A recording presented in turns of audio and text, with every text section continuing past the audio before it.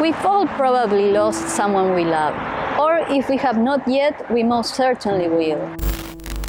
Hello everyone, this is Wandering Tati. Sorry for the grim start of the video, but I think this is something that will be worth discussing and hopefully of use to some of you. This time I would like to talk about a difficult topic, death. Not our own, which is hard enough to accept, but even harder to deal with, I think, that of a person we love. I'm going to present here the ideas of two philosophers on how to deal with the death of a loved one. One of the philosophers who discussed this issue was Epictetus. The advice that this Stoic philosopher provides in order to overcome the pain that the death of a loved one produces is along the lines of: Number 1. Understand that some things depend on you and some don't. The death of a loved one certainly does not depend on you. Unless you would want to murder them, but I would ask you to please reconsider. Number 2. Do not desire impossible things. You cannot prevent people you love from dying, so wishing that they wouldn't is in vain. Number 3. Always remember the nature of things you love. If you appreciate a mug, for instance, you must always keep in mind that the ceramic it's made of will eventually break, so that when it inevitably does, especially if you're as clumsy as me, this will not catch you by surprise. If you love a human being, then you must remember that in the same way that a mug will break, a human will certainly die. Fourth, admit that death is not this terrible thing, and much like Socrates did, you can live it as a natural, peaceful, and serene process. And number 5, recognizing that life gave you the person you love, but it was never yours to keep. Rather, you were incredibly lucky to enjoy them for a while. And if life now takes them away, you must let them go. This is hard to deal with, but all in all, instead of only thinking about the fact that the person we love is gone, we can be amazed and grateful that we had the opportunity and privilege to have them in our lives. A second philosophical standing regarding death is from no other than Siddhartha, also known as the Buddha. His teachings regarding dealing with the death of a loved one emphasize acceptance of the impermanence of life, compassion, and mindful understanding of suffering. We can sum them up as follows. Number 1, everything in life is impermanent, and this includes our loved ones, our possessions, and even our own bodies. A central teaching of Buddhism is that all conditioned things are subject to change, decay, and ultimately death.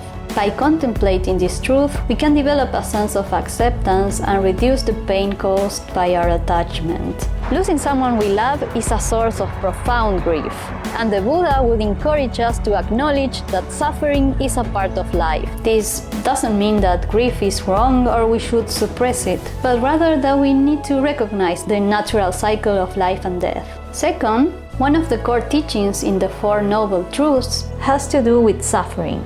When grieving, the second arrow is the emotional suffering we impose on ourselves through resistance, denial, or clinging to how we wish things could be. Third, he frequently emphasized mindfulness, which is being present with one's emotions without getting overwhelmed by them. We might suggest practicing mindfulness to observe the pain without pushing it away or amplifying it. Grieving is a natural process, and being kind to oneself during this difficult time is essential. The practice of metta or loving-kindness meditation can be really helpful here. One of the most famous stories in the Buddhist tradition that addresses dealing with loss is the story of Kisa Gotami, a woman who, after losing her child, was really overwhelmed by grief. She approached the Buddha asking him to bring her son back to life. Instead of dismissing her request, the Buddha told her to find a master seed from a household where no one had ever died. After searching through many homes, as we expect, she realized that death touches everyone. We are all together when it comes to grieving.